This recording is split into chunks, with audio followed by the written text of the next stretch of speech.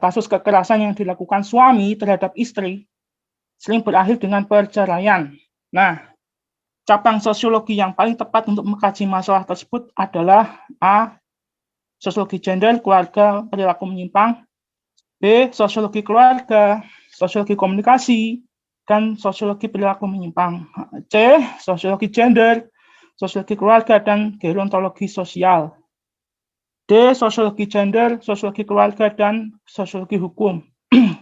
E. Gerontologi sosial, sosiologi hukum, dan sosiologi keluarga. Nah, sebelumnya perlu teman-teman ketahui gerontologi itu adalah ilmu yang mempelajari tentang penuaan atau yang mempelajari tentang kelompok lansia. Iya, itu ya teman-teman ya. Jadi sekali lagi gerontologi itu ya adalah ilmu tentang penuaan jiwa atau ilmu yang mempelajari tentang kelompok lansia. Itu gerontologi. Kita ke pembahasan.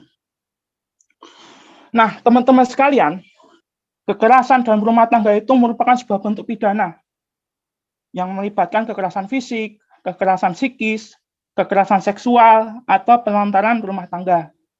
Nah, teman-teman sekalian, konteks pada soal itu adalah bagaimana terjadinya kekerasan dari seorang suami kepada istri. Berarti sudah masuk kategori KDRT. Di mana KDRT itu dikenai sanksi pidana, ya, sanksi pidana atau hukum ya teman-teman ya, dan diatur dalam Undang-Undang Nomor 23 tahun 2004 tentang penghapusan kekerasan dalam rumah tangga. Jadi KDRT itu wilayah hukum ya teman-teman ya, hukum. Kemudian KDRT itu dilakukan oleh pihak suami terhadap istri, mengenai masalah-masalah kehidupan keluarga misalkan. Nah, itu kan berarti berkaitan dengan keluarga teman-teman sekalian.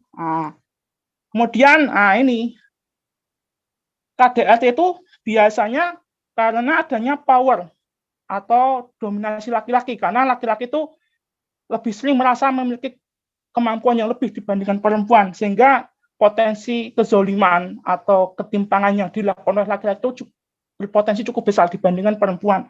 Jadi itu berkaitan dengan gender karena ada pelibatan laki-laki dan perempuan, dan laki-laki memiliki power yang lebih kuat, maka berkaitan dengan gender. Maka opsi yang tepat adalah D teman-teman ya. Coba kita cek D ya teman-teman ya. Kalau gerontologi jelas tidak mungkin ya, karena itu ilmu berkaitan dengan penuaan jiwa atau ilmu tentang lansia, jadi tidak termasuk kategori ya. Kita coret. Terus kenapa kok bukan perilaku menyimpang? Nah, karena KDRT itu tingkatnya sudah hukum, sudah pidana, maka tidak lagi perilaku menyimpang, tidak lagi perilaku menyimpang. Maka ini kita coret ya teman-teman ya. Oke. Terus yang komunikasi, ya komunikasi itu cabangnya sangat luas sekali, tidak hanya keluarga, jadi tidak masuk kasus KDRT ya teman-teman ya. Tidak spesifik kasus KDRT, ya, kita coret ya. Oke. Kemudian gerontologi sosial juga tidak mungkin. Jadi jawabannya yang D.